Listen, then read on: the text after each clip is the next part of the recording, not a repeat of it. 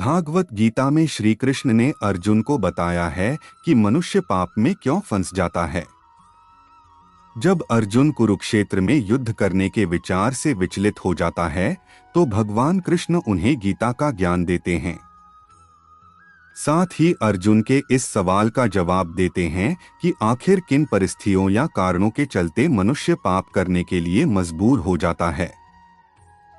आइए जानते हैं इस सवाल का जवाब और पाप करने से बचने के उपाय। आपने अपने आसपास टीवी, अखबारों आदि में देखा और सुना होगा कि किसी जगह पर कोई चोरी हो गई तो कहीं किसी व्यक्ति ने आपसी रंजिश में किसी की हत्या कर दी। कलयुग में हमारे इर्द गिर्द इतने अपराध हो रहे हैं कि हर दिन की ऐसी विभत्स घटनाएं भी अब आम लगने लगी हैं। अखबारों में ज्यादातर खबरें किसी न किसी अपराध से जुड़ी होती हैं। धर्म कर्म की भाषा में कहें तो पृथ्वी पर पाप बढ़ते जा रहे हैं। कई लोग तो छोटी छोटी इच्छाओं को पूरा करने के लिए बड़े बड़े अपराधों को अंजाम दे बैठते हैं।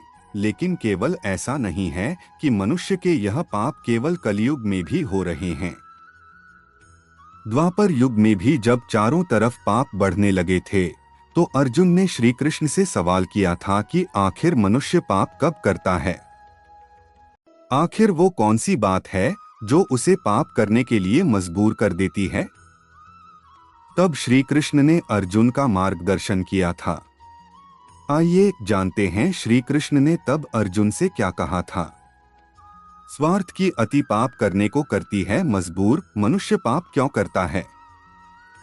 इस सवाल का जवाब देते हुए श्री कृष्ण ने अर्जुन से कहा था कि इस पृथ्वी पर हर मनुष्य अपनी भलाई के लिए कार्य करता है, लेकिन जब व्यक्ति का स्वार्थ बढ़ जाता है तो वे अपने अलावा किसी की नहीं सोचता। उसे केवल और पाने की इच्छा रहती है। इस क्रम में मनुष्य यह नहीं सोचता कि उसके स्वार्थ से किसी अन्य को हानि होगी या दुख उठाना पड़ेगा। उसकी संवेदनाएं मरती जाती है और उसे दूसरों के दुख में भी सुख ही दिखता है। वासना और मोह से अंधा हो जाता है मनुष्य। अर्जुन को गीता का उपदेश देते हुए श्री कृष्ण कहते हैं कि वासना और मोह भी मनुष्य को पाप करने को विवश कर देती है। वासना का अर्थ है कि किसी भी अन्य मनुष्य को किसी वस्तु की तरह उपभोग करने की इच्छा होना। जिस तरह कोई बालक किसी खिलौने के लिए मचल उठता है और जब तक उसे वो खिलौना न मिले बच्चा रोता रहता है और वो शांत नहीं रहता, उसी तरह वयस्क होने पर किसी दूसरे मनुष्य को नैतिकता और संवेदनशीलता से परे जाकर उसे उपभोग करने की इच्छा भी मनुष्य को पाप करने को विवश करती है। व्यक्ति किसी वस्तु या मनुष्य के प्रति मोह बांधता है और उसे पाने के लिए अंधा हो जाता है।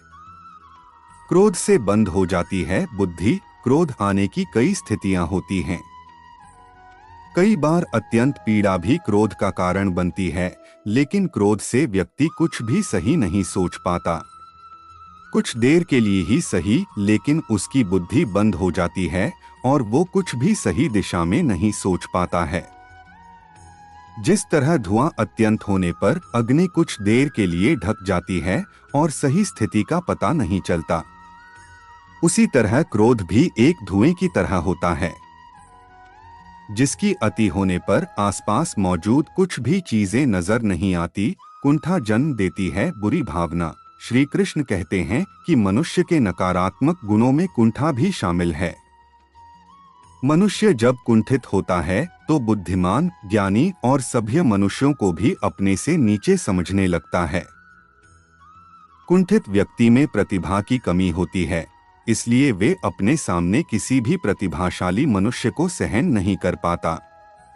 वे अपने आप को सर्वश्रेष्ठ दिखाने के लिए उस प्रतिभाशाली मनुष्य का बार बार अपमान करता है और उसे किसी तरह से मूर्ख सिद्ध करने में लगा रहता है। जिस प्रकार दुर्योधन ने अपनी कुंठा में आकर हमेशा ही तुम पांचों पांडवों को अपमानित किया। अर्जुन ने पूछा, पाप से कैसे बचा जा सकता है। इन सभी बातों को सुनकर अर्जुन ने श्री कृष्ण से सवाल पूछा कि पाप से कैसे बचा जा सकता है। इसका जवाब देते हुए श्री कृष्ण ने कहा कि प्रत्येक मनुष्य को सबसे पहले अपनी सभी नकारात्मकताओं को मन से निकाल देना चाहिए। मनुष्य को प्रारंभ के साथ अपने अंत का ज्ञान होना भी बहुत आवश्यक है। धरती पर हर मनुष्य की एक निश्चित आयु है, कोई भी अमर नहीं है। ऐसे में सभी को यह सोचना चाहिए, जिस वस्तु को पाने के लिए हम इतने पाप कर रहे हैं, उनमें से कुछ भी हमारे साथ नहीं जाएगा। व्यक्ति को आसक्ति यानी किसी भी वस्तु के लिए अत्यधिक लगाव नहीं रखना चाहिए। वहीं विरक्ति के भाव को भी खुद पर हावी नहीं होने देना चाहिए। सही गलत की पहचान होना और इस विवेक को हमेशा बनाए रखने से ही पाप करने से खुद को रोका जा सकता है। यही पाप करने से बचने का अंतिम उपाय है।